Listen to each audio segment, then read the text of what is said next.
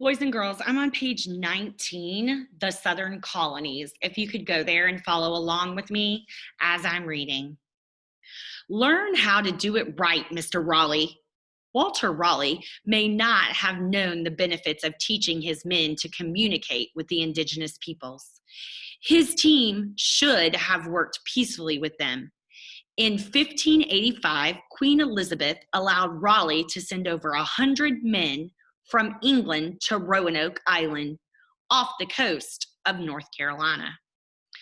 After two of his explorers found it to be a perfect place for a settlement.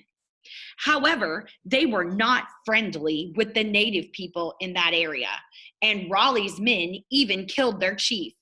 Since the explorers arrived too late to harvest crops and their supplies were dwindling, they went back home a year later.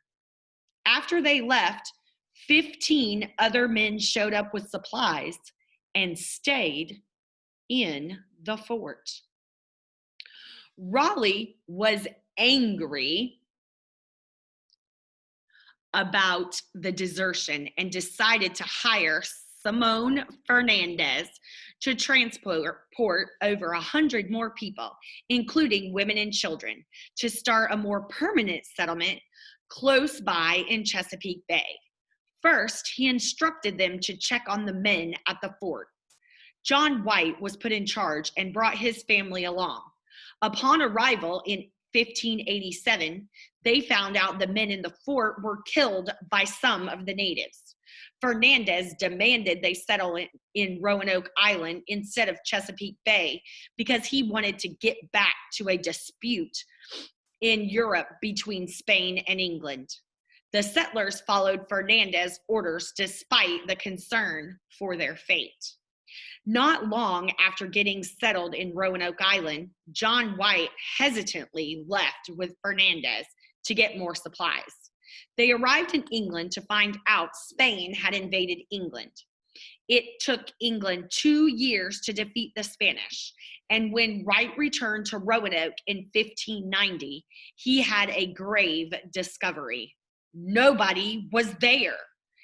It was like they disappeared into thin air.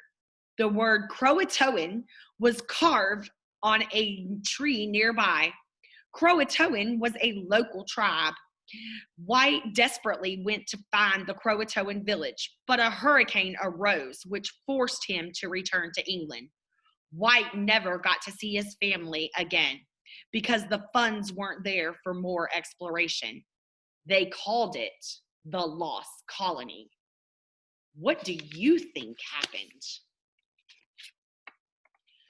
20 years later, a group of over 100 men landed on the banks of the Virginia James River, which was not healthy to drink.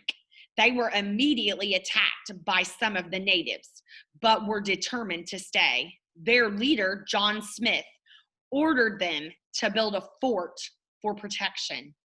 Although the indigenous peoples didn't inhabit the land, they hunted on it. A severe winter pounded the English settlement. Less than half the men were left. They were running out of food and getting sick. Chief Powhatan sent gifts of food, which helped the men endure the hardships. Some say it also aided the establishment of Jamestown, America's first permanent English colony. Tension grew between the settlers and the Powhatan Nation. Captain Smith and other men went in search of food. When Smith was captured and taken to Chief Powhatan, his daughter Pocahontas was his favorite child. She believed in peace, and Smith claims that she saved his life. Pocahontas was known as being undisciplined and playful.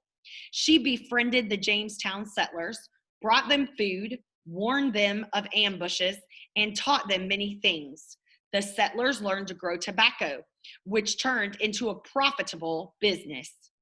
Captain Smith returned to England in 1609 when he became ill, and Pocahontas stopped visiting the settlement. Then the relations between the settlers and the Powhatan Nation weakened. 4 years later, when John Smith died, Pocahontas came back to visit.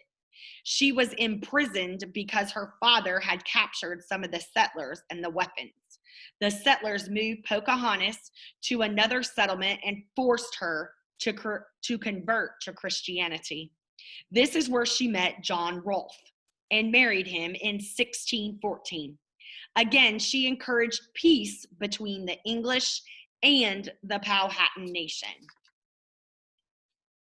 In addition to Virginia, Maryland, Georgia, North Carolina, and South Carolina were also being colonized. The South had a long growing season, mild weather, fertile land, and plenty of rain.